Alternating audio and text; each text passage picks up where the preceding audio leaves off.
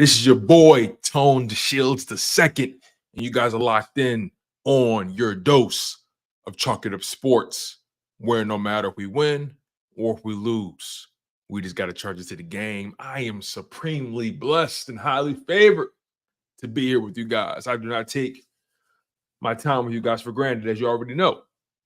And I'm so looking forward to today's show because I have a special guest.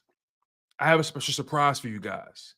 You know, the draft is getting closer and closer and closer, man. Listen, tell Cinderella to get home because, listen, that carriage is about to turn into a pumpkin or hopefully something better. You know what I mean? Listen, the draft is coming up, right? Last week we had Seth Joyner on a Thursday. Saturday we had John McMullen. And today I have another special guest for you guys. So you don't want to miss it.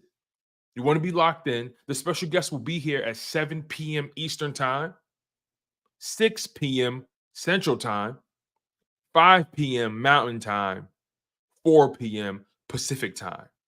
And if you're in Hawaii, I think that might be 3 o'clock or 2 o'clock for you guys, if I'm not mistaken. But regardless of what time zone you're in, make sure you're on the right side of history. Make sure you guys don't miss this electric conversation that's going to be coming up soon at 7 p.m. with a very, very, very special, a very illustrious, a very magnificent guest.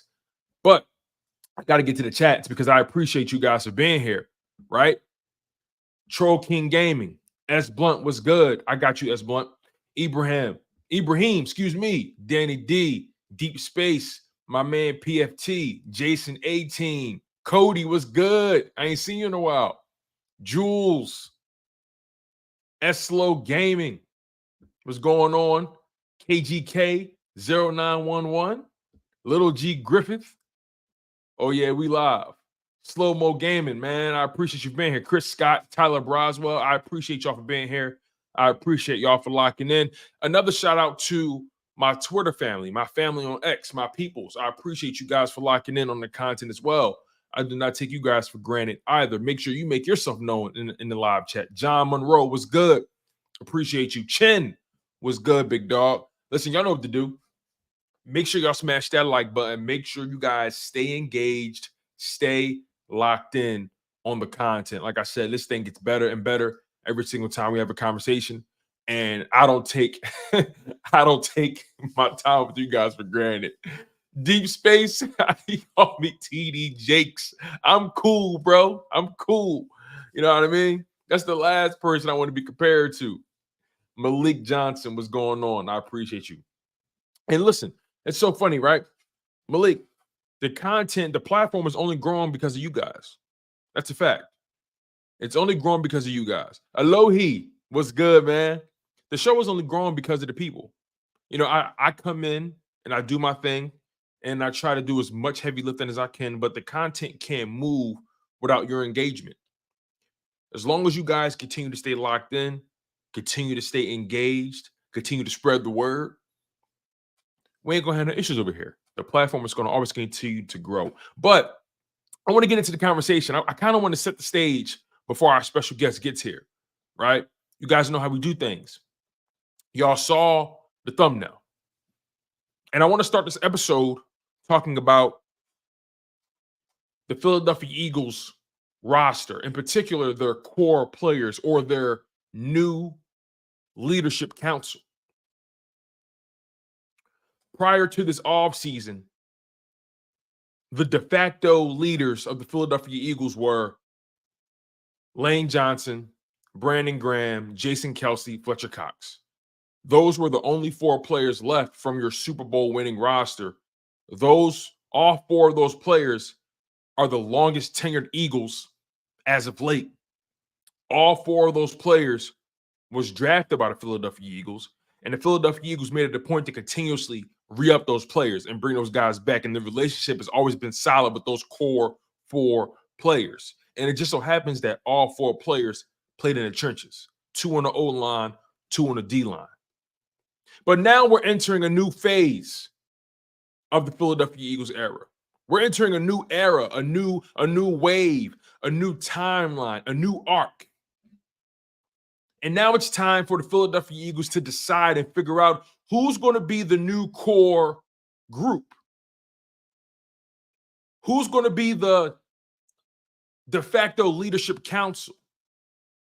And the way you find that out, or at least in my opinion, the best way to find out what that is you have to put guys in positions to lead, right? You know, it's hard for players to follow other players that can't stay on the field or they're not talented, whatever it may be, right? But I believe you find your core players through the draft. I believe you find your core players, the players you want to build your franchise around. I believe those guys are found through the draft. And I don't want to dismiss Jake Elliott. He was definitely here during the Super Bowl year. A lot of clutch kicks by him. But I'm excluding him from this conversation. With all due respect, he's a kicker. He's a captain, but he's a kicker. And I don't mean any disrespect, but I'm excluding him from this conversation. I'm talking about guys you build your franchise around, right?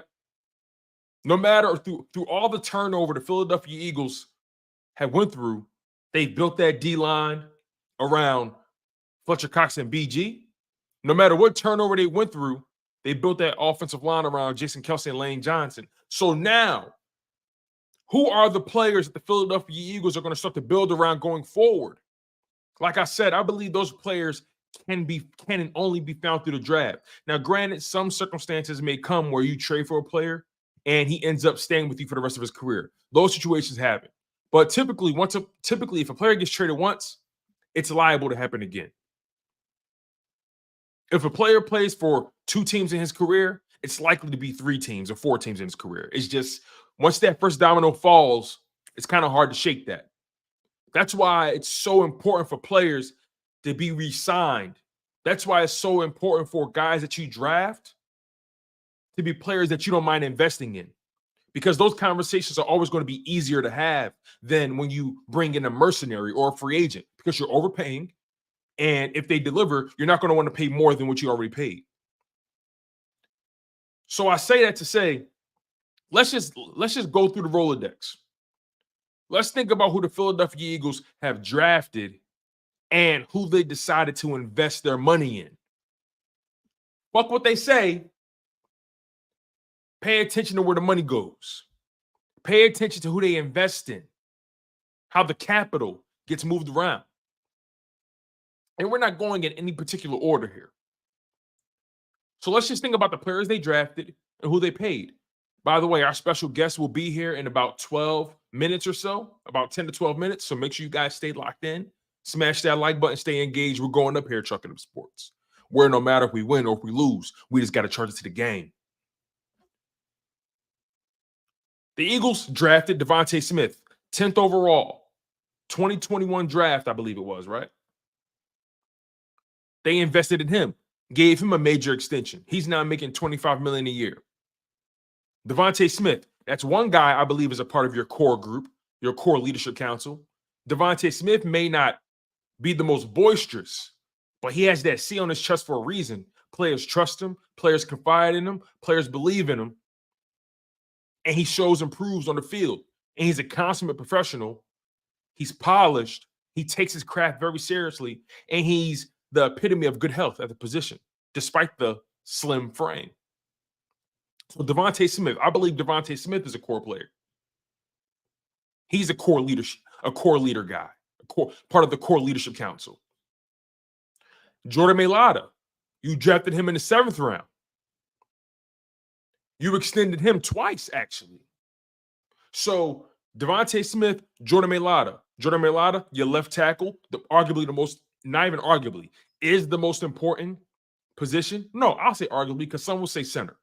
So arguably the most important position on the offensive line, left tackle, protecting the quarterback's blind side.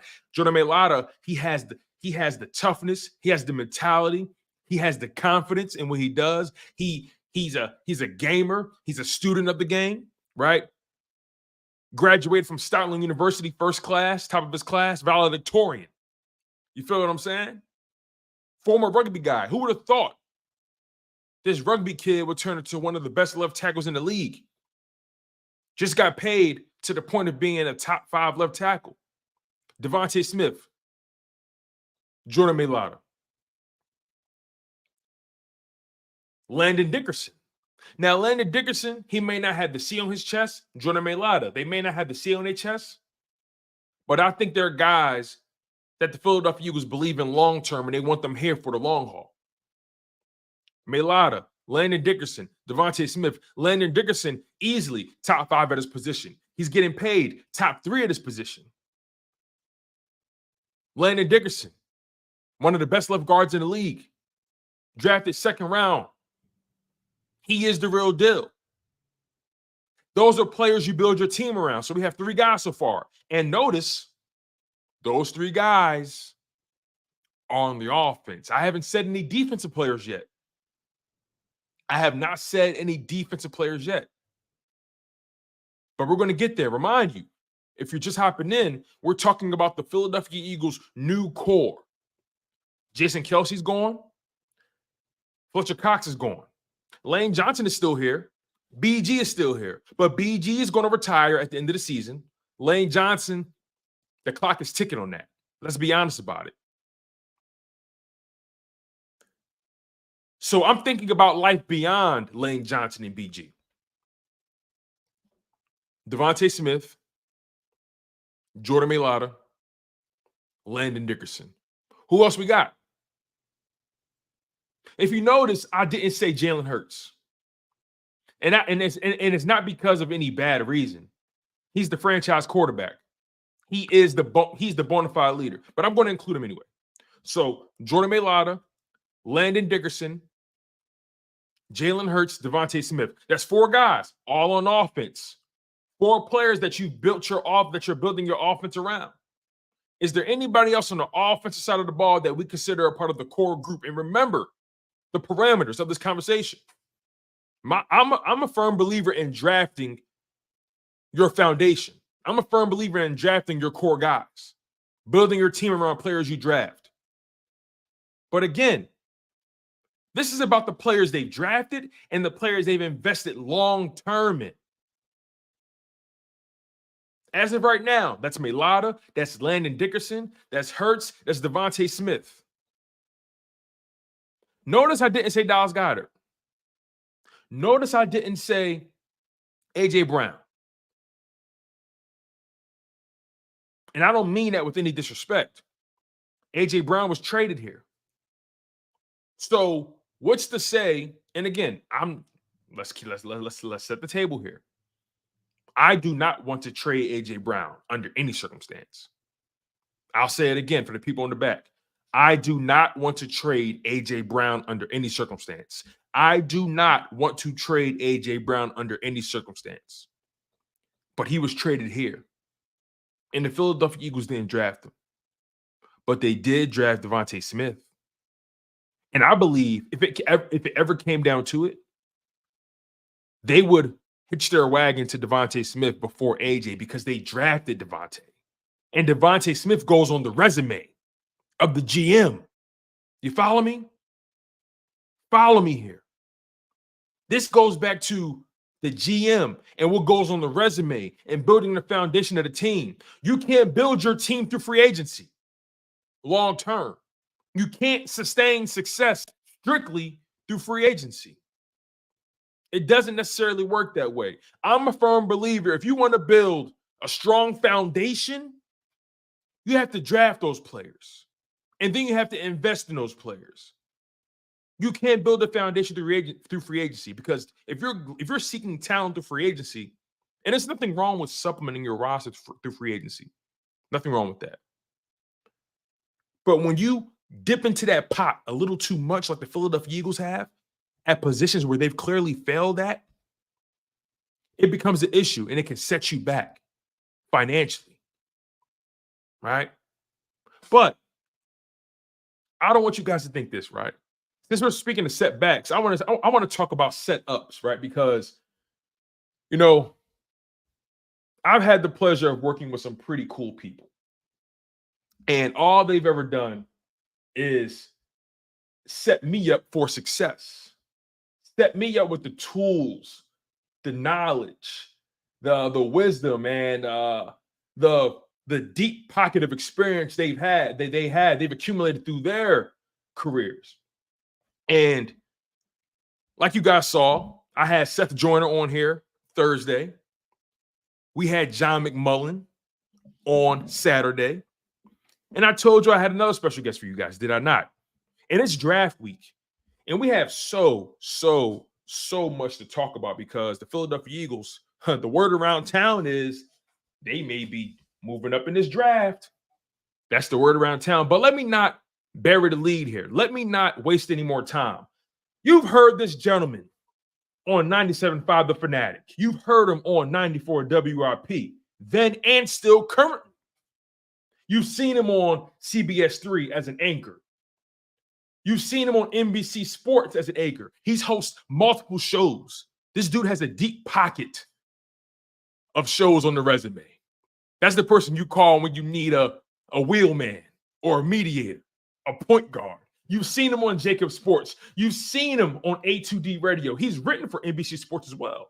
Multi-talented guy.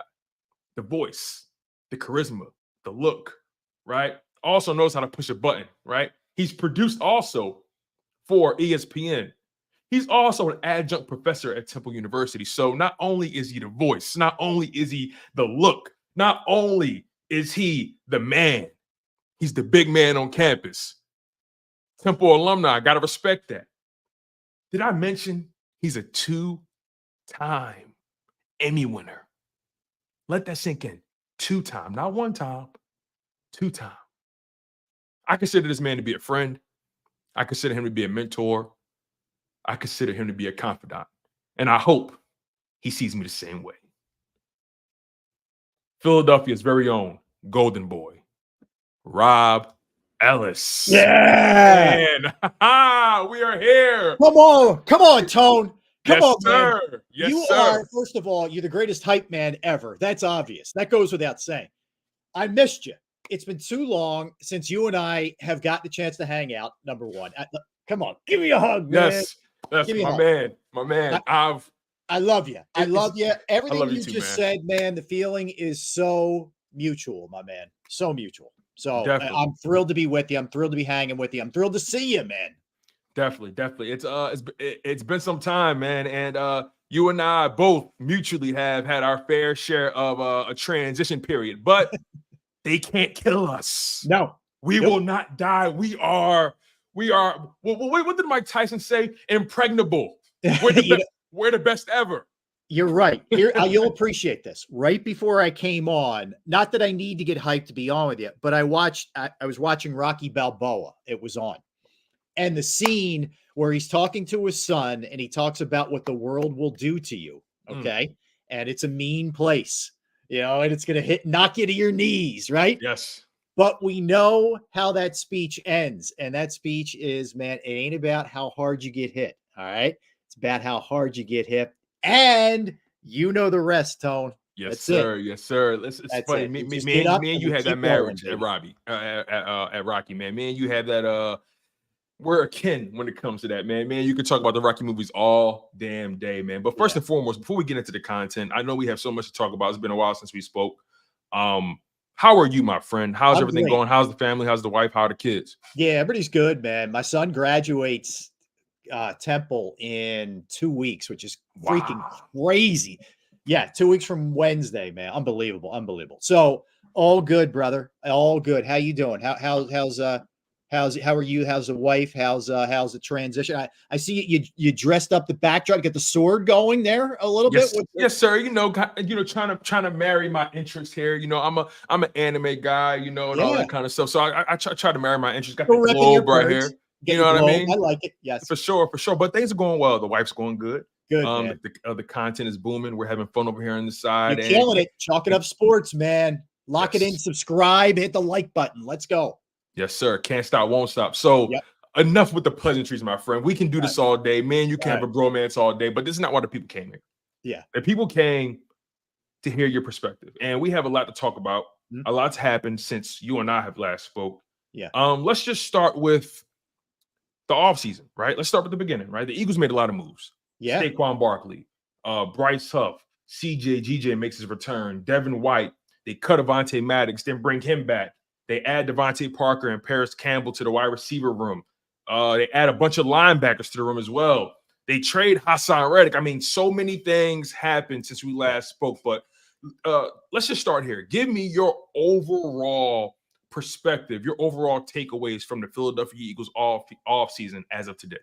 Biggest takeaway is one word: unconventional for them. If you would, I mean, you and I, if we're doing the show 4 months ago, and I said to you, they're going to be out of the chute with the biggest offer to a running back we've seen in X amount of years, we would have both laughed and said, come on, man. It's a depressed running back market. There's no way they're doing that. No way are the Eagles doing that above any other team. So here's what I think, Tone. I think more than anything else, they realized they were a little stuck in their ways. They realized they had to get out of their comfort zone a little bit. They go out there, they spend on a running back. They bring CJ back, which I don't think in years past they would have done. It was almost an admission we made a mistake. It was also a sort of a mea culpa that we are bad, those kind of things. And then they come back with that. Not only do they do that, what's up, Cody's nuts? Not only do they do that, okay? They go out there and they bring a linebacker in. They prioritize that in free agency, which they don't always do. And I know it's a little bit of a risk with Devin White. What I'm leading up to here is, Tone, my sports gut is telling me there's a big move coming. Now, that can mean a couple different things on draft night. It can mean a big trade up, or it means it's going to be something like an A.J. Brown kind of deal where you're moving picks to bring in a player on the roster. It just sort of feels like that. Like, I think even though they brought in Bryce Huff, I didn't like it, by the way, but the trading of Hassan Reddick tells me something else is going to happen here, man. Like, it just feels that way to me. It could be somebody on the defensive line, but I think there's one of three ways that they go in the draft. I think they go O-line, edge, or corner. I think it's a lock that it's going to be one of those three. And I know the first one is not going to make Eagles fans happy. As it's interesting, right? You brought up a very good comparison. The A.J. Brown sign and trade, pretty much. When they traded for him in 2022, then they signed him. Maybe there is a big move coming that's similar to that, right? It's funny you brought up A.J. Brown because, unfortunately, his name continues to be in the media for the most fascinating reasons. And he changed his profile picture to Tom Brady, and all of a sudden the world became a hellstorm. And now he wants out of Philadelphia. And I don't want to load the deck on you. I want to hear your opinion about everything that transpired in that situation first, because again, we have a lot to talk about, and I want to cover the draft. I want to get more into the offseason. But since you brought up A.J. Brown, I got to attack that head on. When you saw all that transpire in the media, how he handled it, how the media responded, how the fans responded, what was your perspective? I think that AJ, even though he'll tell you he loves I think he protests that he doesn't like, being always talked about, always in the media. And he'll tell you that. We know we heard it, right? We heard it from him. But if you notice, he'll go about 2-3 weeks. He'll be laying low. You don't hear anything from him. And then all of a sudden, it's something. Now, do I think it's the biggest deal in the world that he has Tom Brady as his avatar or whatever? No, but you never just discount things with him. You know what I think? Here's my overarching opinion here. If you said to me, is he going to be an Eagle in 3 years, which isn't crazy. I mean, I know his deal would be, they'd have to extend him, but in 3 years, he's going to be what, like 29? He's not even 30, I don't think, in 3 years, whatever. Close to right around there. Yeah, his contract, he's currently 26. Okay. When his contract ends, he'll be 20. He'll be 30, 29 going on 30 when the contract ends. But if you said to me in 3 years, is he still an Eagle? If I had to give you a percentage, the percentage would be more no. And I don't think it's because of his ability. I just think eventually he kind of rubs you the wrong way to the point where you may move on. And they just gave Smitty the bag, right? We know that. But here's the thing, man.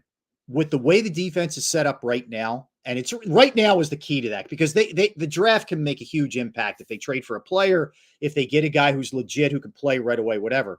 But the way I look at it right now, they're going to have to outscore teams, Tone. So this offense is going to have to be prolific, like really good. Because frankly, if you're asking me about the defense right now, they at best they're mediocre.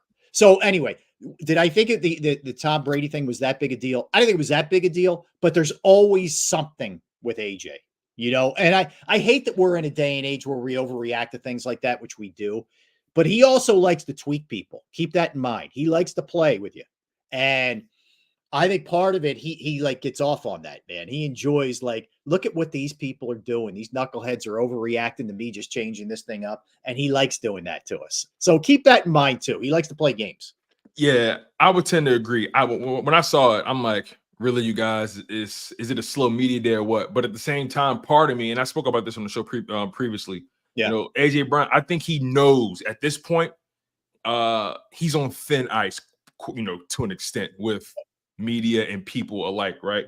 Yeah. I think he knows what he's doing, but at the same time, I don't like the narratives when people say, he wants out, or the Eagles should trade him. All these. I'm glad the Eagles are denying all the calls, obviously, because my perspective, it's exhausting for me. I don't really get into the whole media games. That's never been my mindset. So I'll never understand it. So I don't even like the trolling aspect of it, from his side of things. Yeah. But also, like you said, we're in an era where we're so reactive to the slightest inch moved by our athletes and our organizations, right? Respectively. So it is a fascinating situation though. But the draft, right? I want to transition to that. Yeah. You mentioned it could either be O-line, corner, or what was that third position? Edge rusher is still definitely in play, I think. Okay, now there was a rumor that they may be moving up. Yeah. Adam Schefter reported it, and the Philadelphia Eagles, they have moved up, I believe, 4 out of the past 5 years in the draft to get their man. Mm-hmm. Now, let's kind of roll with that. Let's say in a hypothetical situation, they do happen to move up. How far do you think they move up, and what players do you think they're targeting? Yeah, I think if you're moving up, if they move up, it's going to be for an edge or a corner. I think they'll stay pat if it's going to be an offensive lineman. Here's what you want if you're the Eagles, don't you want, which I think is going to happen, the rush on the quarterbacks. That's fine. Go crazy. It's JJ McCarthy, some of the guys who were expected to be like the third or fourth or fifth guys. By all means, Bo Nix, load up, everybody, load up on wide receivers, because all that does is let the defensive players and or the offensive linemen fall. I think the biggest thing you have to do if you're Howie, I think they have somebody targeted that they like, that they say, all right, if he gets to 17, he gets to 16, we're making our move. If that guy starts to fall like Jalen Carter did last year or Jordan Davis the year before, and they're saying to themselves, here, it's happening. That's where I think they make that move. I think one of those twos could go. They get what, they have 600 7th rounders or whatever. That could just sweeten the pot a little bit. But I am not discounting, man, that they make a move and potentially give their one up to bring in a player from another team. Here's what I mean by that. If there's one of those teams that really likes a quarterback, okay, and they're sitting there and they're at like, I don't know, 10, whatever. I'd have to look at the draft order off the top of my head. And they need something to sweeten their pot. Maybe you give them that one, you get a player back in return. That wouldn't surprise me, man. Okay, let me throw this to you then. Yeah. The Denver Broncos are sitting at 12. Yep. That's a good prime spot right there. Yes. Eagles are at 22. So Are you saying that the Eagles, again, this is a hypothetical situation here. The only player I could see the Philadelphia Eagles trading for that can immediately help them at a key position is Patrick Surtain II. 100%. That's the only player I can think of, because the rumor is that they're trying to move up. If they do move up, it's going to be for either Terrion Arnold or Quinn Mitchell, or maybe one of those edge rushers, but just stand on the corner side of things. The only team I see maybe just outside of the top 10 that may want to move up further to get a quarterback, or the quarterback they want, is Denver. Now, granted, Denver did trade for Zach Wilson, but we know what that is. But Denver, but here's the thing. Ask yourself this question, right? Yes. The 3 quarterbacks that they have on the roster right now: Jarrett Stidham, who would, I think, goes in as the starter right now, Zach Wilson, and Ben DiNucci. Now, if I Sean Payton, we kind of know what Sean Payton is. We know what he's been over the years. He is a guy that needs to have that quarterback, right? And you even look at last year, you could tell from the jump it wasn't working with Russell Wilson, whatever that disconnect was. All those years with Drew Brees. I don't know, man. Unless he really has a God complex where he thinks he can turn Zach Wilson into, some Pro Bowler. If he does, he's crazy. I think that was a depth move. I don't even know that Zach Wilson's 100% going to make that team. I really don't. But I could see that. I could see Sean Payton is as aggressive and has been in his years in New Orleans as Howie's been as the Eagles GM. He's a mover, man. They don't generally stay put. I could see that. I really could see that. And look, do I think they want to give up on one of the top 5 corners in the league? Probably not.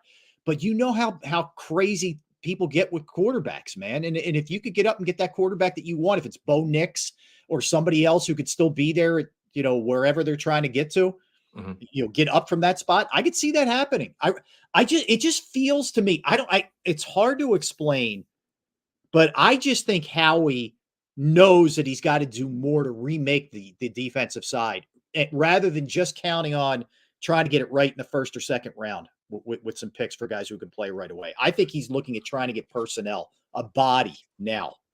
I'm glad you said that because all the moves they made, even in this offseason, the way they construct the contracts, everything from top to bottom indicates they're trying to win a Super Bowl within the next 2 to 3 years. Yeah. And drafting a corner in the first round, although that can be a foundational piece and we don't know what that player will be, the Eagles don't really have the best of luck drafting corners as of late, especially in the Howie Roseman era. So to your point, right? Eagles trade their 22nd overall pick to Denver. They package it somehow. Denver sends back Patrick Surtain. That seems more like a Howie Roseman type of move because, again, Terrion Arnold, will he be a great player? Maybe. Quinn Mitchell? Maybe. Cooper DeJean? Maybe. Kool-Aid McKinstry? Maybe. Right? And I like all those players. It's a possibility. But Patrick Surtain, that's a sure thing. We know what that is. Yeah, we know exactly. And keep this in mind too, Tone. You're counting right now on a lot of youngsters. You're counting on Jordan Davis, especially with the guys who, with Fletcher retiring. Jordan Davis, Jalen Carter, Nolan Smith, Nakobe Dean to some extent. We'll see about that. Reed Blankenship, just to name a few. You're really, other than your corners who are like Methuselah, they're old. But other than that, man, you're counting on a lot of young dudes. Are you going to draft another corner and throw him into the mix and likely start, on the other side of Slay? I don't know. I don't know if you want to go with that many kids on that side of the ball. If you're trying to win, and I agree with your assessment, by the way, they are absolutely all in. You don't give Saquon that kind of money. You're already paying the quarterback a boatload. You brought the coach back. You brought in 2 coordinators who I'm sure you're paying buku bucks to be here. This is not the Flyers where a couple years away, a couple years from being a couple years. First of all, the Eagles don't operate that way. They're always in win now mode. Unless it really, really implodes. And they've given out to the free. If you notice, every free agent's gotten a 3-year deal. Yes. Not 4, not 5, 3. Yeah, They've given 3-year deals each time. They're still in good cap shape. But if you go by NFL spending this offseason, they're in the top, I think, 3 last time I looked. It's at least top 5. So you're not doing all of that with looking at 25 or 26 or 2027. You're looking at 2024, man.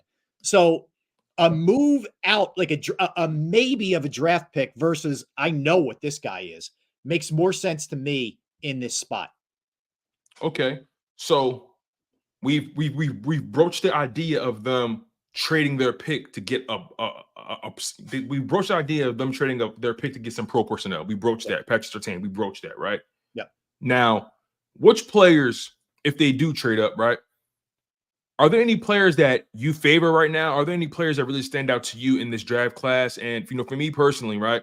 I've always kind of going back and forth between should they go corner, should they go edge? But I feel like I've always found myself back to corner because I look at that corner position right now. I see Darius Slay, 32, 33 years old. I see James Bradbury, 30, 31. James Bradbury does not have his stock is not up right now in Philadelphia. And I was talking to McMullen. You're being kind. Yes, exactly. I was talking to McMullen the other day. Yeah. And he was saying the Eagles have a lot of flexibility to get out of that contract as opposed to June 1st cut. It won't hurt them at all financially. So really? Okay. That's interesting. Yeah. I was surprised when he told me that. I was like, really? He was like, yeah, post June 1st, it actually won't. I mean, they're going to take some kind of cap. Yeah, I think you could probably spread it out a little bit too. Right. So if they either trade for a Patrick Surtain type or draft a corner, that guy immediately plugs in and has to play. But again, are there any players in particular that you like personally? Okay, so I'll give you a couple that I like. Let's say they don't move. Okay, let's say forget everything I like that. I like that. Let's do that. They do the rare thing where they sit at 22. Okay, it's a possibility that Wiggins falls there, and Nate Wiggins out of Clemson. Now I know what the concern is for some people. He's skinny, man. He's skinny Batmanish. Like he's in that weight range. Okay. So I get it. I get I think he's like $175. I forget what he is, whatever. That's the concern. I went back and I watched a lot of him just to see if he was kind of getting thrown around a little bit and whatnot. You know what? I'm not worried about it, man. I think he would be a really good selection for them there. I love his coverage skills. And what I saw a lot was teams staying away from him.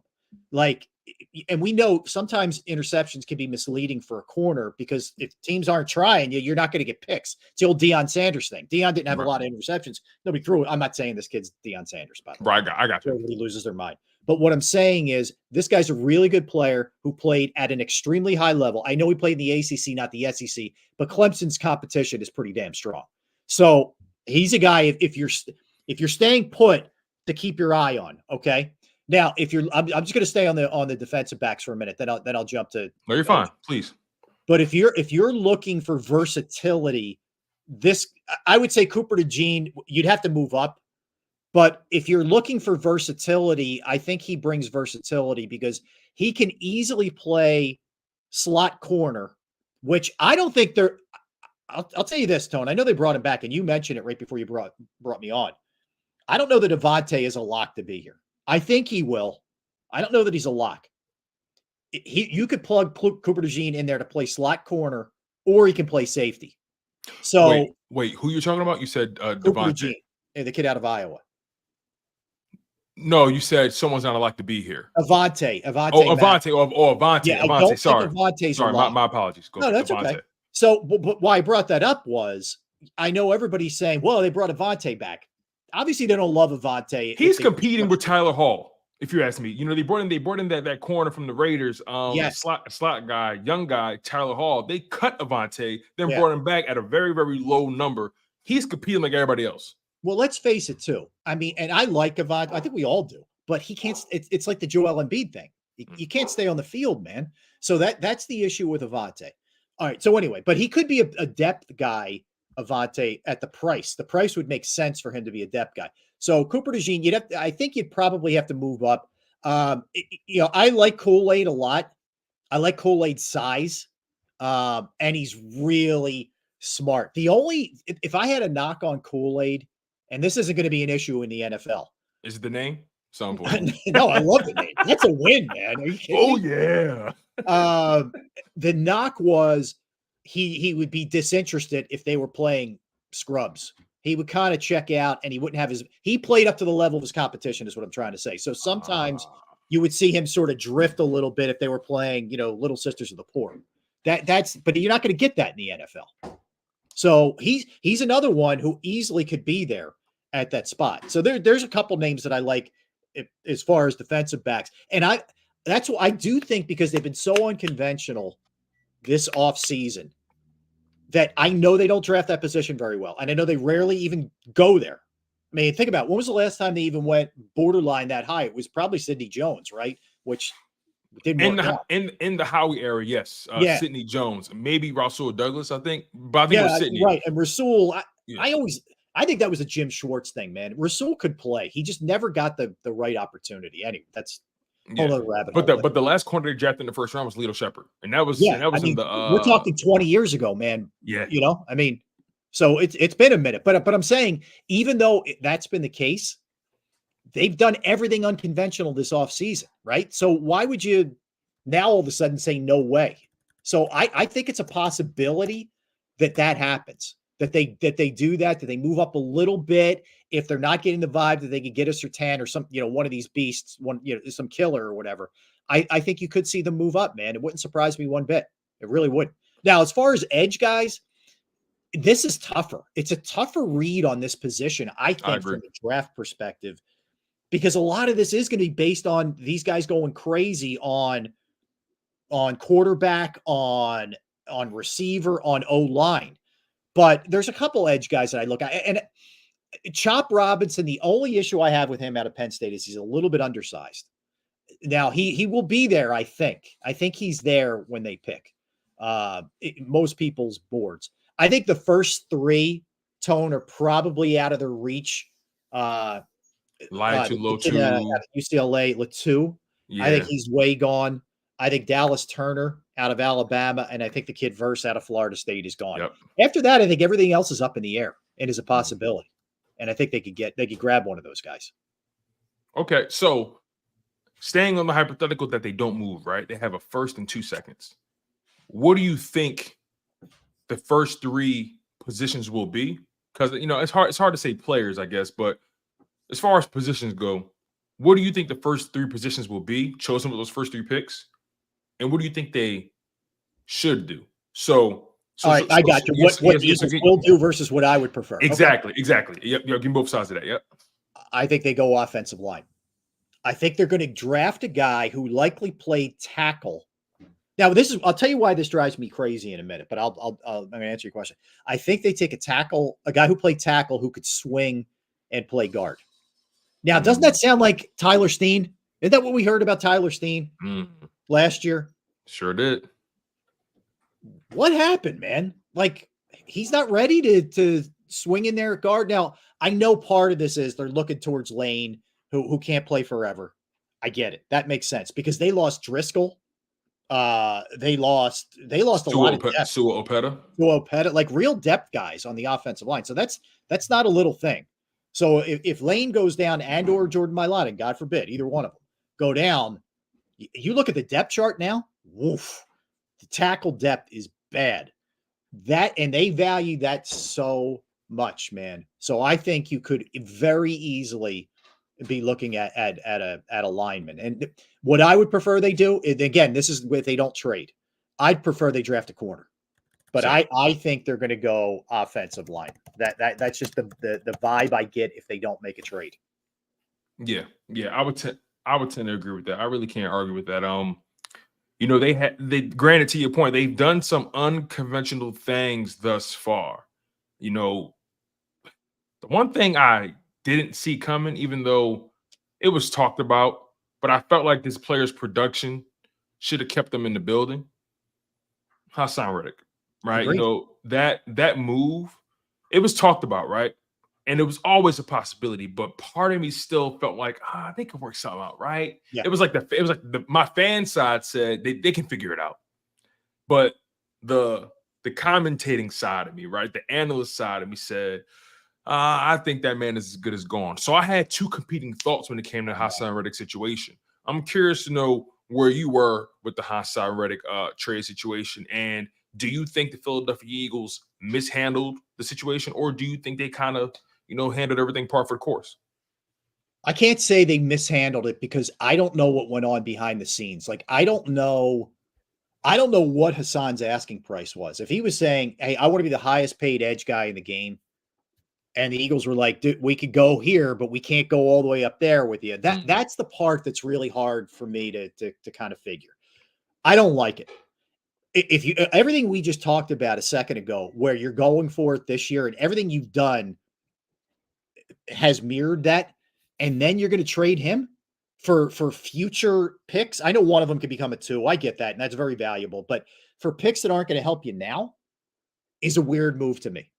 It's a weird move. And what it also tells me, there may be a greater disconnect that we don't know about. Like, I do wonder, and I'm not in any way, shape, or form insinuating like he was the problem. He's why they lost 7 out of 8. I'm not telling you that. Right. But I don't know that it wasn't a situation where maybe, just maybe, Vic Fangio said, you know what? what he does doesn't work for me. I need somebody who can drop, can get into coverage, and he's just not going to fit the bill. He's especially not going to fit the bill for the money that he wants. That worries me a little bit. I'm a big believer in playing to players' strengths, and let Hassan Reddick tee off, man. I'm not asking Hassan Reddick to get back in coverage. Hold on, wait. You said something. So do you think you said there's a chance Vic Fangio said, that's not the player I need. But there was talks that they were negotiating. So are you saying, and I don't want to put words in your mouth, but I'm taking that as the Eagles weren't negotiating in good faith with Hassan Reddick? That's kind of what I'm getting from that, because Hassan, he didn't ask for a trade. He never asked for it, but at the same time, the Philadelphia Eagles made it very clear that, hey, this guy, we like you, but we're not afraid to pull the trigger. So again, I don't want to add on to what you said, but what I'm hearing is they weren't negotiating with him in good faith.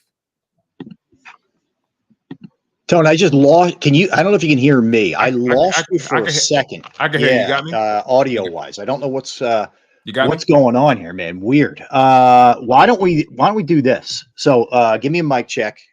I got you. Testing. You got me? I'm not hearing you. So why don't we do this?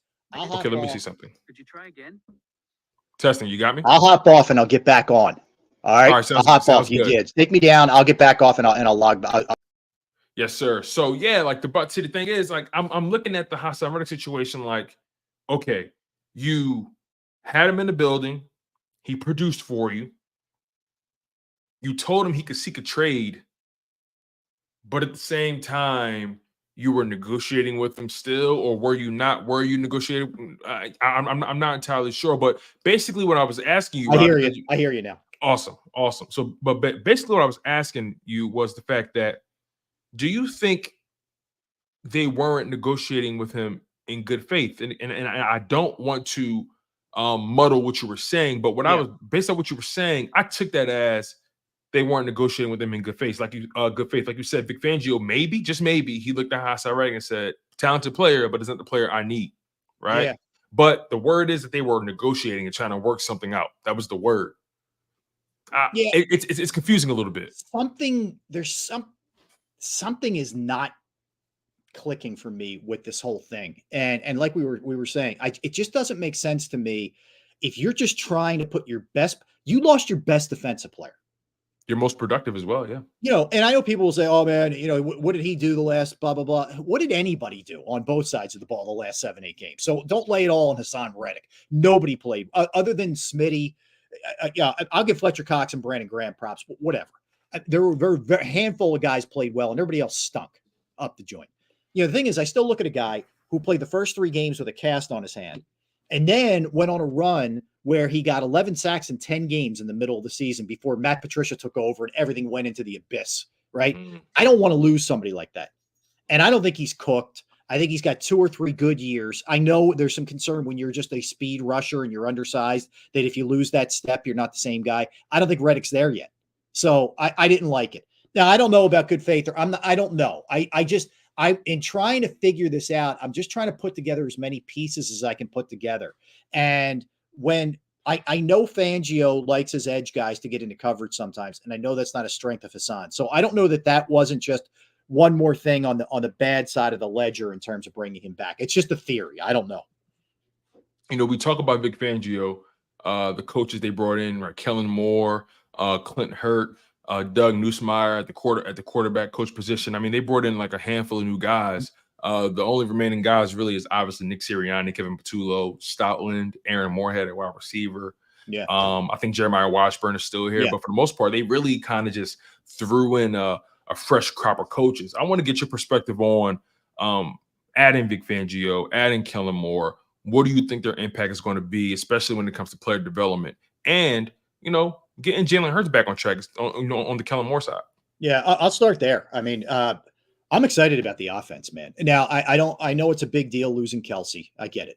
And we don't know exactly, how Juergens is going to step in there and what's going to happen at that guard spot. So that has to be said. However, I'm a big believer that Jalen Hurts bounces back.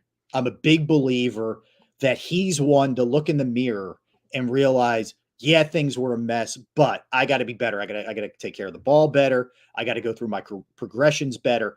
I think he's an accountable guy. So I think, and I also, man, you could already see, and I'm not going overboard with the shots of those two guys working out together, but it's clear that he's excited for Saquon, and that's good.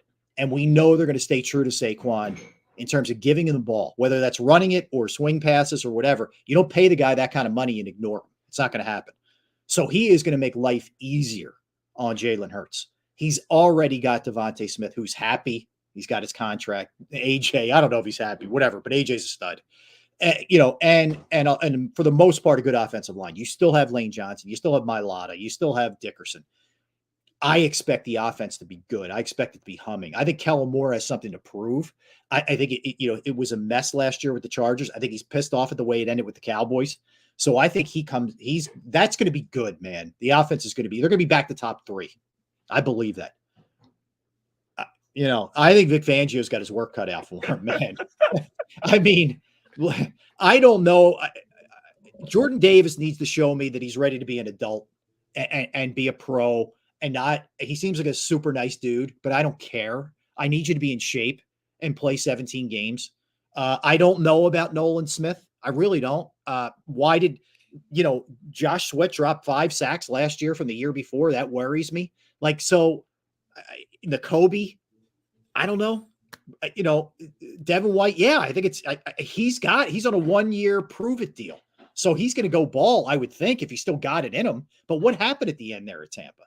And then we just talked about the corners and the uncertainty. I like bringing GJ back because you got a guy who's going to take the ball away. But we're sitting here right now, man, and we're being honest with ourselves, what's the ceiling of this defense? Mediocre at best? That's where I'm at with it. So I like Fangio, but I think he's got his work cut out for him.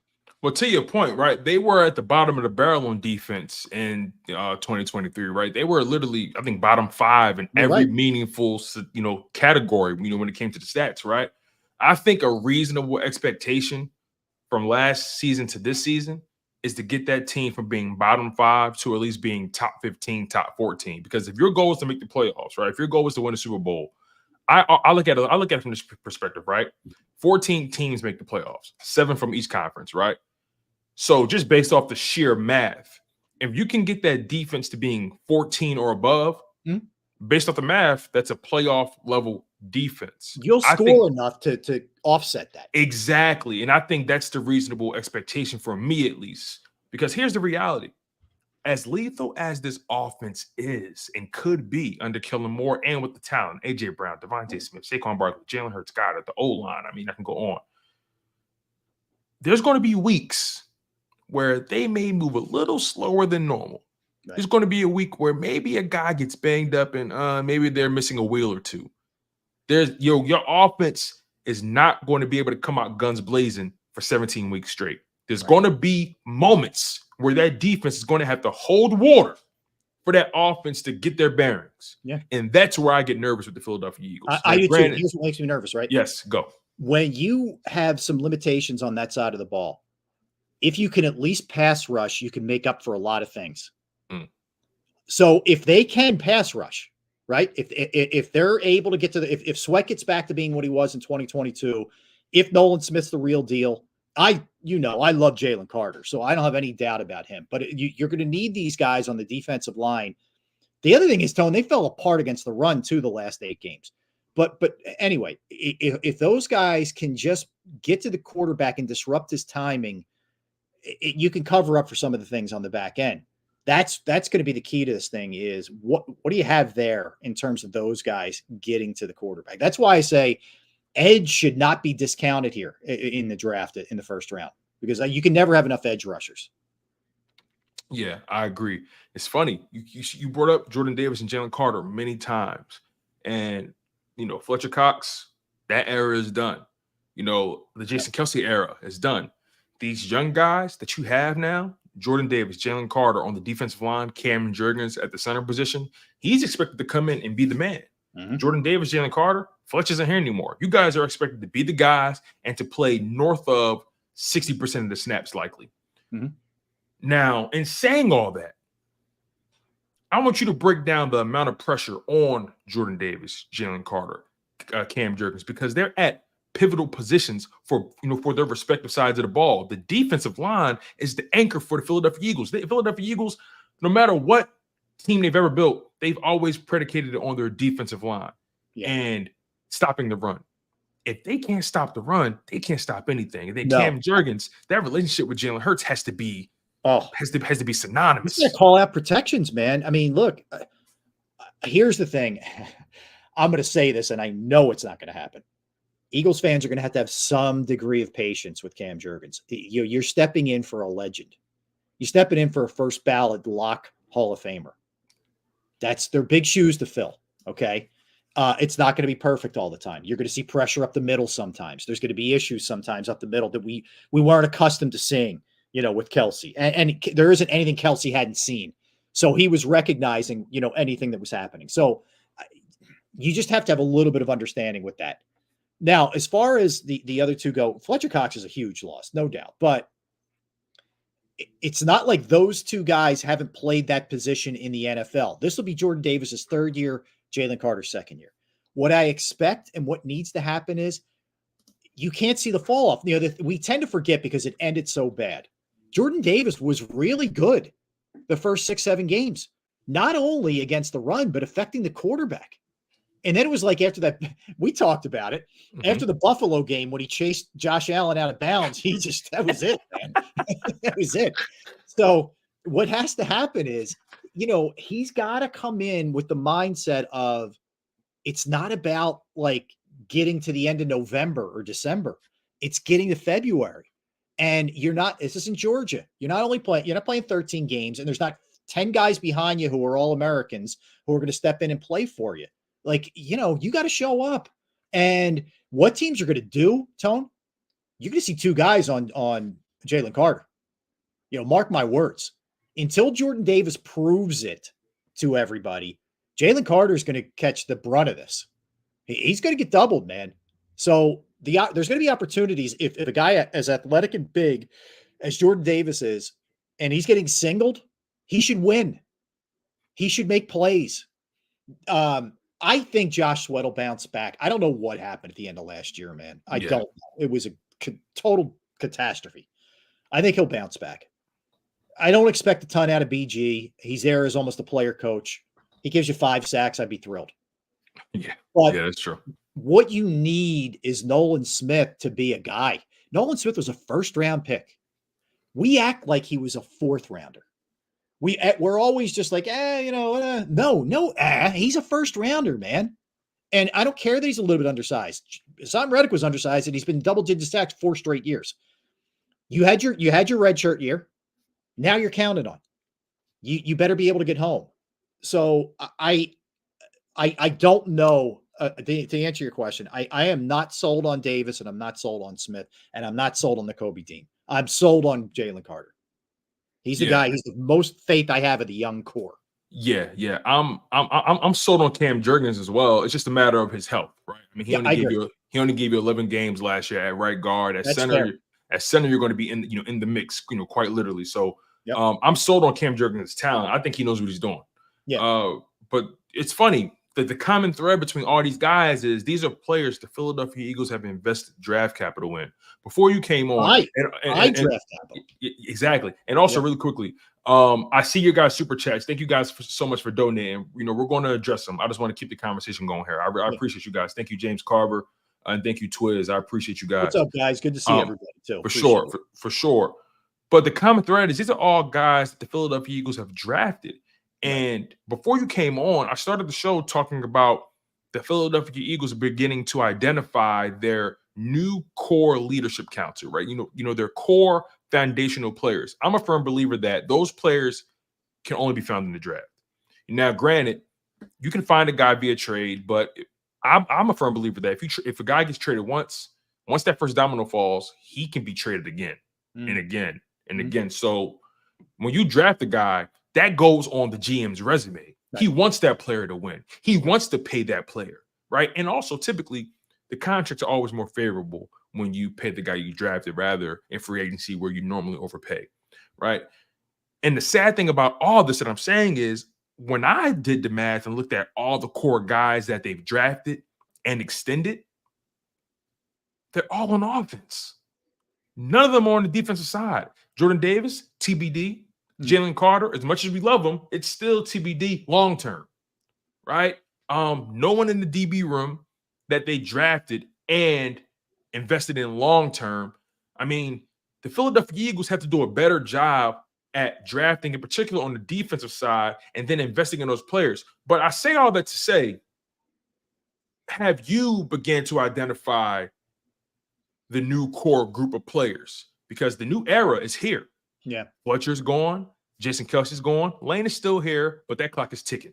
Right. And BG, we know what that is. I'd say Mailata on the offensive side, we know he's a fun dude. You know, he's great. But I want to see him be more vocal in the locker room. So I think he can definitely take that role on for sure. Devontae's kind of quiet. I don't know. He does have the C on his chest, though. So yeah, you know what, though? I think about it. I'm going to put Devontae in that category because he was the one guy, well, not the one guy, but one of the guys when everything was going south, was even before it started going south. He was like, we got to clean some things up, man. If you remember, he was one of those guys when they were like 7-1, whatever, who was saying, yeah, I know we won, but I remember, do you remember that game? I forget what he did. And they were trying to, he went over 1,000 yards. I forget. He was like, I don't care about 1,000 yards, man. We're not playing well enough on offense. Yeah. So I would say Devontae, Jordan Mailata on offense. If I go to the defensive side, man, this is tricky. This is really tricky. There really isn't that young guy yet. Like part of being the leader is you got to prove it on the field. And really, what young guy has proved it? Yeah. I feel you. And even if I try to lower the stipulations and say, okay, all of the guys don't have to be leaders, but foundational guys you build your team around, right? I got Landon Dickerson because you paid him, right? You drafted him, you paid him. Yep. Jordan Mailata, you drafted him, you paid him. You extended him twice. Yes. Jordan Mailata is on his third contract. I know. Devontae Smith just got his second contract, right? Jalen Hurts, I think that goes without saying. Yep. Beyond that, no, I don't know that Dallas Goedert's here for a long time. I don't because of his health. I don't know that he's here a long time, and Slay's not a long termer. Bradbury's not a long termer. But that's my point, right? They have to figure that out. I'll give you one. I'll give you a little out of the box one. If Sidney Brown can come back and be healthy, it's a big if because he is a fireball, man. I mean, he will throw his body around. I appreciate that about him. He stays healthy. I think he's the real deal. He feels like a leader to me. Now, he's got to get back. He's got to be right. He's got to play well. You can't be a scrub. Let's be real. And you can't be hurt all the time and be somebody who's a mouthpiece. You got to be on the field and be that dude. And I think he has the ability, but he's got to show it. So to answer your question, I don't know that the obvious guy is there on defense yet. I think someone's got to step up this year. We may be at the end of the year say, damn, Nolan Smith, man. How about that second year? Right. We could say that. We could very easily say that. Right. Jalen Carter, he's on track. Jalen Carter, right on track. Or, hey, we were all wrong about Nakobe Dean. The guy he played 17 games. And I'm saying all this, and I'm not believing all this, but I'm just saying this could all happen in a perfect world. No, I agree. And, I just look at it like, okay, you're figuring it out on the offensive side, right? You're drafting guys well. Remember, in the Super Bowl, that whole offense was drafted except for one guy, and that was AJ Brown. So you're drafting well on the offensive side of the ball. Fair enough. Yeah. Defense, if guys are either not panning out, or you got to find a way to fix the mistake in free agency, and now you're burning money at that point. They have to become a better drafting team on defense. Look at it this way, Tone. You're likely, I think you're likely start. All right, right now you're looking at Slay, Bradbury. I don't think Bradbury's going to start, but Slay, Bradbury, CJ, GJ, Blankenship. We'll see about slot corner. The only guy, and actually he wasn't even drafted. Blankenship was an undrafted free agent. Now, to their credit, that was a good spot on a guy, and they brought him in. My point is, that's a weakness. They have not done a good enough job, especially at corner, recognizing talent, and it's scary. Let me take it a step further scary, for man. you. I'm glad you said that, and I'm kind of going to I don't want to say contradict, but I'm going to challenge my own thought here. We talk about them drafting well on defense, which tells me that, which in saying that, that's putting the onus on the player, saying that they're not panning out. Yeah. But have we ever really seriously considered the fact that, okay, maybe it's not the player, maybe the player has tools, but they're not developing players well on the defensive The side. most underrated thing in sports is the second part of the 2 Ds: draft, develop. You got to get your guys better once they get it. Stoutland develops. Mailata got developed. They didn't rush him. He got developed, man. Okay, and became that guy. They have not developed well enough. I agree with you. Man. Like, this will be Nakobe's 3rd year. This will be Jordan Davis's 3rd year. We should be seeing development in these guys. Like, they should take that next step this year if they're being taught right, if they're being developed right. That's a great point. You're right. And we see guys go elsewhere and succeed in every. You said it earlier, Russell Douglas, Jordan Poyer 100 years ago. Good point. So we've seen those kind of guys that you got it right, but they went and had success elsewhere. So that's on the organization and the people you have in place. Yeah, Rob, I really appreciate the time you've given me, man. I also want a couple more to throw at you. Sure. Your time is so valuable to me, my friend, and I do not take it for granted. You guys, make sure you continue to smash that like button. Make sure you guys stay engaged. You're locked in to Chalk It Up Sports, where no matter if we win or if we lose, we just got to charge it to the game. I'm here with my main man, Rob Ellis. Rob, the NFL is going through, once again, a transitional period, in particular on the defensive side. And what I mean by that is they've enacted some new rules when it comes to how defensive players can tackle the offensive guys. Now, I'm not a fan of it. I want to get your spin on it. I don't want to load it up. Just give me your overall perspective on the NFL banning this hip drop tackle. Real quick, I asked Seth Joyner about it. He said that the term didn't even exist until the past couple years or so, right? John McMullen, same thing. Yeah. So what's your perspective on this this ban of tackling guys the way they, I don't know. I don't get it. You just go. Making it impossible to be a defensive player. I mean, you can't breathe on guys in coverage now without getting a flag, and now you can't tackle them. Like, I get what they're afraid of. They don't want to lose the stars. The offense sells. That's the sizzle. I get it. Okay. But how are you what are you supposed? The other thing is they're turning this into, we can sit there and watch a slow motion replay and say, should have done this, should have done that, when it's going like this. When it's real time, you're asking these guys to try and tackle Saquon Barkley in an open field and do it the exact way that you're supposed to do it. Some guy who's got quads that are like this. Like, what am I supposed to do, man? I think it's impossible. I really do. I think it's an impossible ask what they're trying to do to these defensive players. I think we're going to see flags on this, and guys are just going to get up like, what am I supposed to do? How would you have done this? Derrick Henry coming down the pipeline. What do you do? Yeah, I know. I'm not kidding, man. I mean, you're talking about a tight end who's 250 pounds, and what am I doing? You know what you're going to get? You're going to get guys diving at knees. That's what you're going to get. Just trying to cut them. And then you're going to get blown out ACLs or fractured kneecaps, and we're all going to be screaming about that. And then it's like the defensive player is going to say, I can't wrap them and drop them and come down on them. You have to almost have a perfect form tackle, and good luck doing that when you have incredible athletes that are gigantic coming at you in those situations. I think it really sucks for the defense. A couple things I want to add into that, right? When you're playing football, the last thing you want to be thinking, the last thing you want to be doing out there is thinking. Yes. You're supposed to be so prepared, so in tune with your keys and your assignments that you're not even thinking. At that point, your body's in a flow state. You're playing unconsciously, right? We're in a situation where you got these defensive players out there thinking more than they should, and I think it's going to lead to more injuries on that side of the ball. And then I'll take it a step further, where I don't think anyone has even really taken it. And I've broached this with several different people. I think, and I'm going to get your spin on this. Yeah.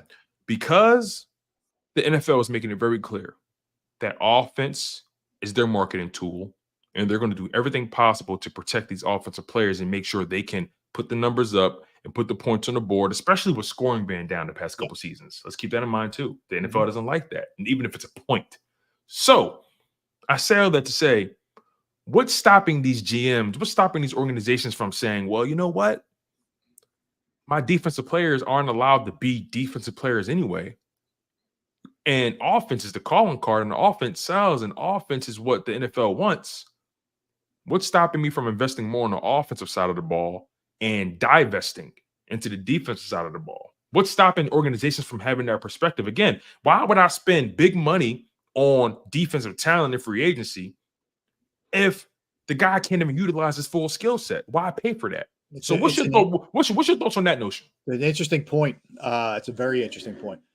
I don't know. Perhaps is there a correlation here with the resurgence of the running backs in the market, where teams are like, we're going to load up with running backs, we're going to load up with receivers, we're going to load up with tight end, quarterbacks. I don't know, man. You know where I think you might be way ahead of this thing. What we might see this year is, if this is the case where defensive players are like rendered useless, then yeah, you might just load up and every game's going to be 40, 41, 33. No, that was the Eagles Super Bowl score, but every game is some crazy high scoring thing. It turns into arena football. That's what it turns into. And, I get it. It's good for fantasy football. It's good for, I'm sure, the bettors if you have an over or whatever. But there are a lot of people that still like defense out there, man, that you may be turning off. But you're right. That could be a byproduct of this. It really could. Yeah, and I'm trying to think also. The NFL drop tackle ban took place during the annual owners meetings, right? Yeah. When did the free agency start? Because I think these teams saw this ban coming. And to your point, they say, you know what? I'm going to put more money into the running back now. The Eagles. Yep. The Eagles they love to be on the cutting edge of things. Right. Maybe they saw this and they said, okay, let's really put some money in the running back. Saquon Barkley, you can't even tackle him without the rule. Now you put the rule in there, he's going to be untouchable. Good point. Yeah, you know what, dude? I'm not kidding. I think you might be onto something here. I think that could be the way that this shakes, especially early. And you're right. Whenever you see the Eagles are a zag to a zig. Like, they're always a little bit ahead in a lot of ways to what the trends seem to be. And this feels like maybe there's something going on, because that wasn't like they were the only ones who spent on a running back. There were running backs. The Packers with Josh Jacobs. Swift got a nice deal from the Bears. I'm glad these guys got paid, by the way. For sure. But yeah, the money they spent on a guy who can not only run it but catch it may tell you something. And I also think they part of the reason why they did is what I said earlier. I think they know they're not going to be great defensively, and they're going to have to score a lot of points. Last one, Rob. And again, I really appreciate your time, man. My pleasure, it's always fun talking to you. It's always fun kicking it. I got to ask you this. Have you expanded your palate?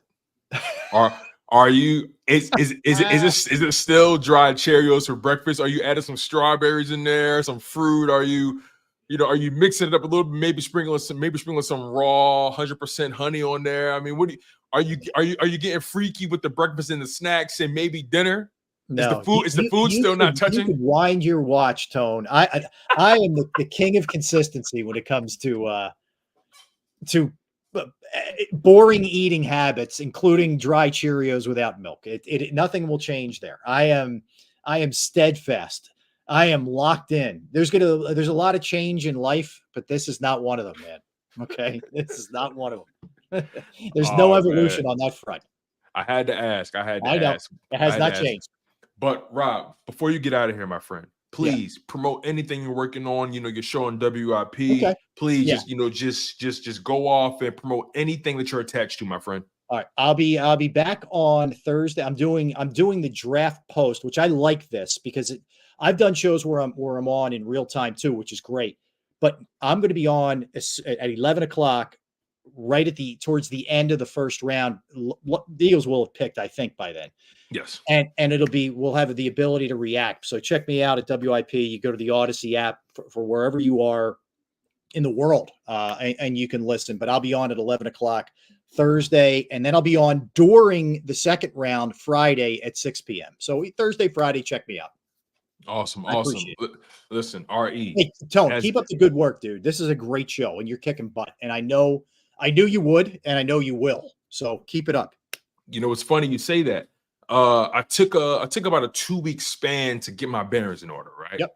And then I had to ask myself, where are you mentally, emotionally? What's moving you spiritually? And eventually I had to look in the mirror and say, you got to get back to doing what you do best. Yep. And you got to get back to the basics. You got to get back to the grind. You got to get back to investing in yourself and trusting in your original vision. And that's what this is, man. I feel more powerful than ever. I feel more secure, more locked in than ever.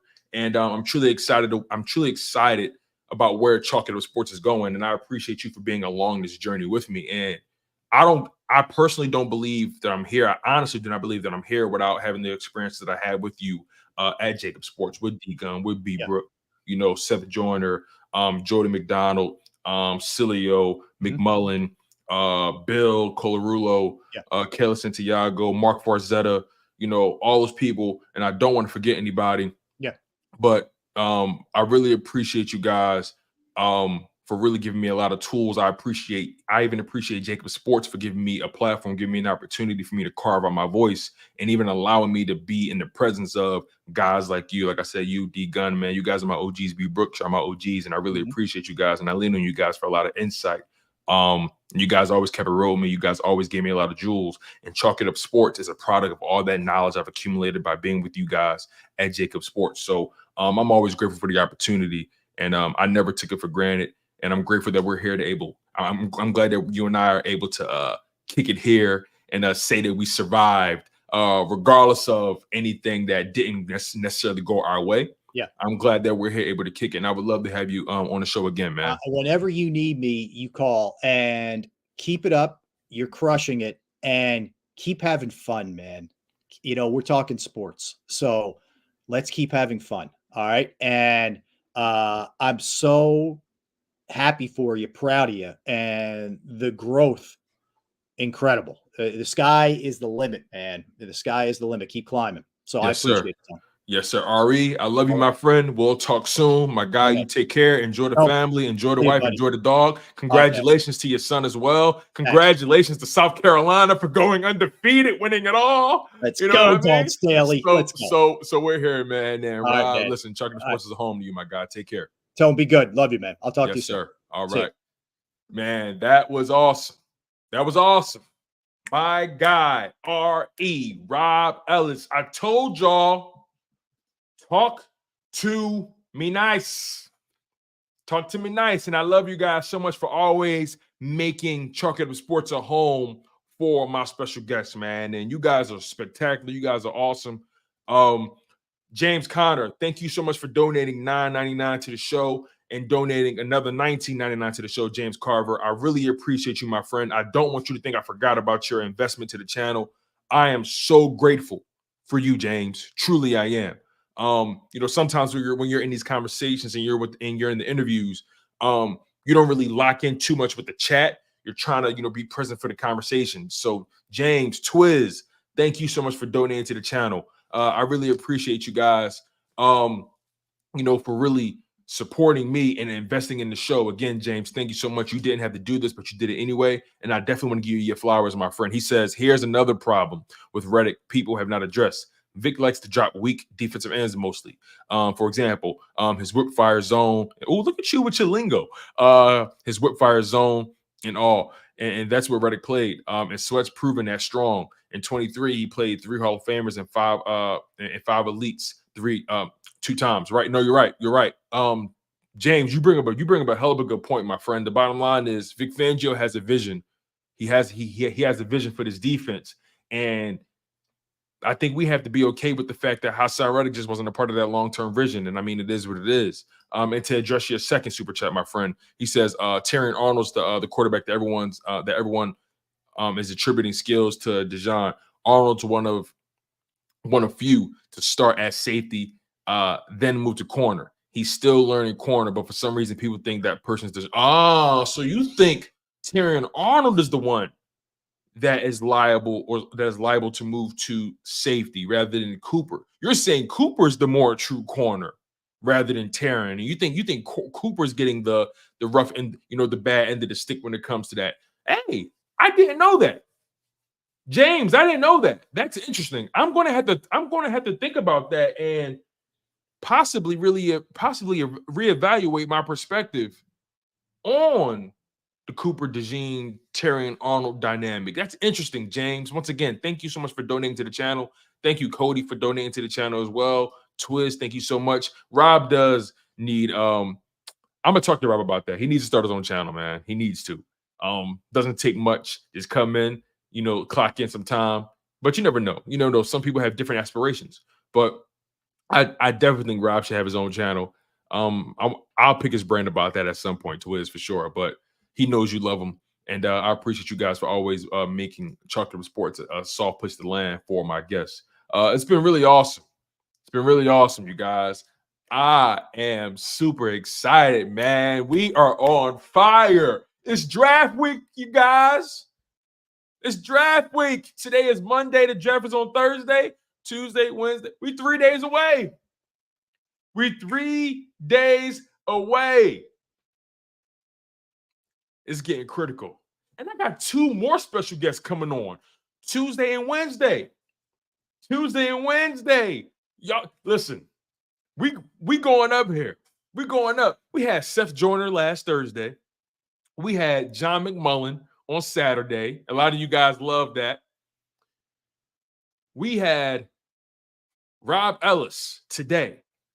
Tomorrow, I have another special guest. Not going to reveal it because you never know. Things may happen. But I want to let you guys know tomorrow I have another special guest. Tomorrow, we listen, we going up. We hot, baby. We got a special guest tomorrow. And I got a special guest on Wednesday, the night before the draft.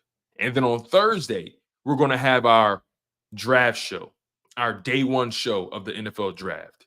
And then on Friday, we're going to have another show covering the 2nd and 3rd rounds. We're going to be reacting.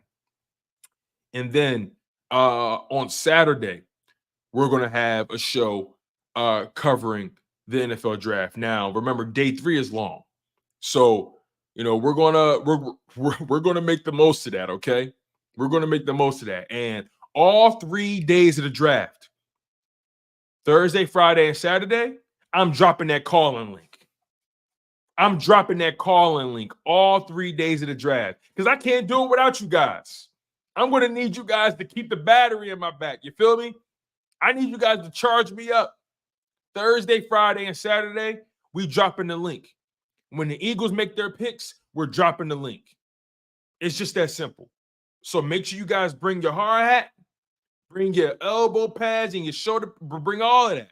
Bring that fire, bring that intensity, bring that enthusiasm because we're going to need it on Thursday night, Friday night, and Saturday afternoon. But like I said, I got a special guest tomorrow, Tuesday, same time, 7 p.m. Eastern. And I have another special guest on Wednesday, same time, 7 p.m. Eastern. So make sure you guys lock in on that. We're going to begin to close the show. Please make sure you guys smash that like button. Make sure you guys are subscribed to the channel. Please make sure you guys are subscribed. Make sure you guys continue to stay engaged in the content. Please. Without you guys, without the eyes, without the clicks, without all the engagement, without all your enthusiasm, the show don't move. But I'm going to continue to keep pushing forward. I'm going to continue to keep giving you guys that energy, regardless of the outcome, because I really appreciate y'all really investing in the channel. S Blunt, I got you. Damn, OG, I got you. Because man, let me check now, man. Damn, okay, hold on. Let me see. Because S Blunt gonna kill me. S Blunt, what's your Twitter name, man? Like, damn.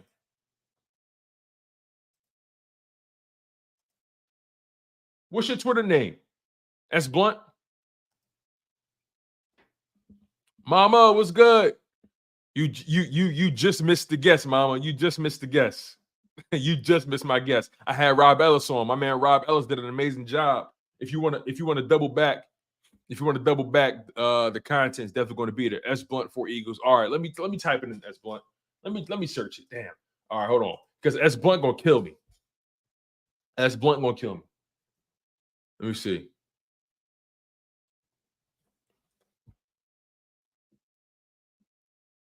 Let me see. S Blunt for Eagles. Okay. Got you. All right, I'm following you. I'm following you now.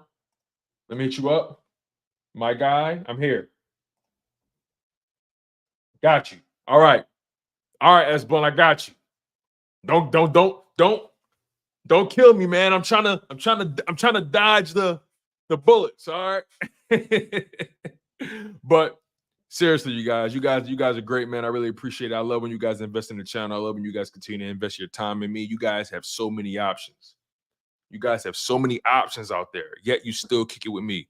And I don't take that for granted. So we're going to close the show. That's it, you guys.